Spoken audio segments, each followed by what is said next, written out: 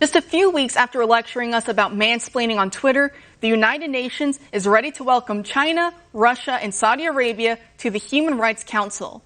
No, this isn't a Babylon Bee satire headline. This is real news. And it's just the latest evidence of why we need to defund this corrupt organization. They use our taxpayer money to lecture us about woke nonsense. Meanwhile, they're letting the biggest abusers of human rights onto their Human Rights Council. Currently, China holds Uyghur Muslims in concentration camps. If the UN was a just organization, they'd be working to free those people, not rewarding Beijing. With me now is the Heritage Vice President for National Security and Foreign Policy, James Carafano. Welcome, James. Hey, good to be with you. So the U.S. left the United Nations Human Rights Council back in 2018 for good reason, with President Trump calling it a safe haven for rogue regimes. And it looks like this vote today only supports that claim. So what can you tell us about this vote with the UN Human Rights Council? Sure. So there's probably 2 points here. One is, with the vote today and adding countries like Cuba and Russia and China to the Human Rights Council, 60% of the members of the Human Rights Council do not have the basic qualifications to be called a democracy. So, and the definition of democracy essentially is governance that is committed to the protection of human rights. So the majority of the council don't even qualify to deal with the issues of the council. That's one thing. The second thing is, look, the council is useless. All it does is put out a bunch of junk to push the views of the members of the council, whether they want to attack Israel or want to attack somebody else. It's basically where you make up spin and talking points to go after your enemies. It doesn't actually have any force that actually makes human rights in the world better. So this is really why the United States withdrew. The council doesn't do anything useful. And what it does is a mockery of the term human rights.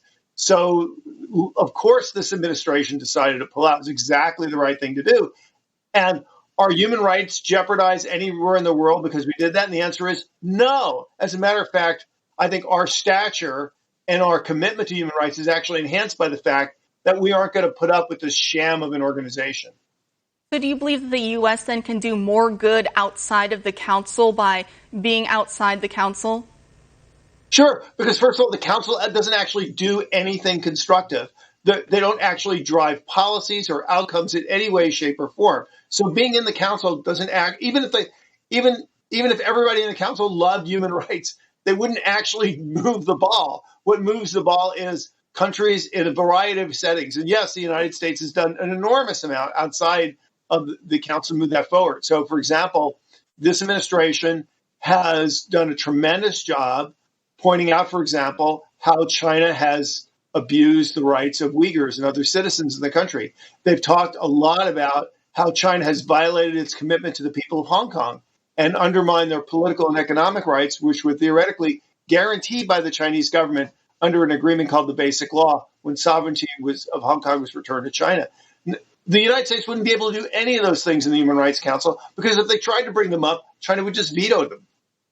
So we see China is trying to get back onto this Human Rights Council. We know that they control about 4 of the 15 specialized UN agencies. They basically have the World Health Organization under its thumb with Tedros and his links to the communists in Beijing. Are you concerned at all? And is there any way to reverse this growing tide of Beijing's influence over the UN? Yeah, that's a really important point because I think a lot of people think of international organizations in kind of the post-Cold War world we all came up with. You know, the 1990s, the bad Soviet Union was gone. We were all going to work together, and international organizations were going to be the place where we came up with norms that we would all agree to so we could all interact in a more equitable way. That was the vision. That was the goal. And maybe we try to go in that direction. But that's not the state of play today. Today, international organizations are the battlegrounds of great power competition, where countries like China and Russia and others try to use their influence not to establish international norms, but to drive outcomes that are good for them. And the Chinese are the worst offenders, not just trying to get heads of agencies elected. They have thousands of employees that work in these agencies, and all of these employees report back to the Chinese Communist Party, almost like any other country. If you're an American that works at the UN, you're an American citizen, but you work for a UN agency. if you're a Chinese citizen, you may be employed by that agency, but you work for the Chinese Communist Party. So this is a battleground where the U.S. has to duke it out to try to prevent bad things from happening. And there's really kind of three ways you can do this. One is you can withdraw, like we did with the Human Rights Council. It's a meaningless organization, so who cares? Walk away and put your efforts elsewhere.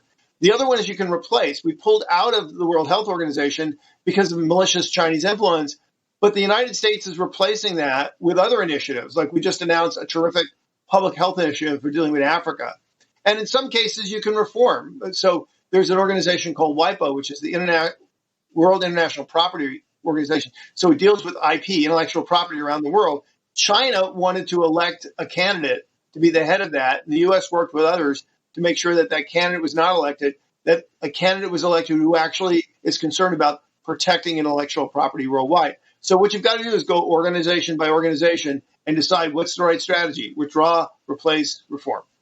And quickly, we have to let you go in about 30 seconds here. So do you think there's any role or room at all for the U.S. to defund somewhat of the UN, to take back some of the billions and billions of dollars that we give to this organization? Do you think that would help to sway anything back into our favor at all?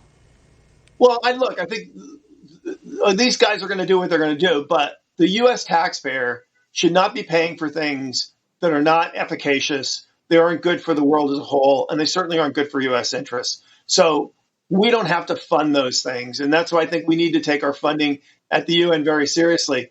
Your contribution to a better world is not limited by how much money you give to the UN. It's determined by what you're paying for to get out of the UN. Well said, James. Thank you so much for joining us tonight. Thank you.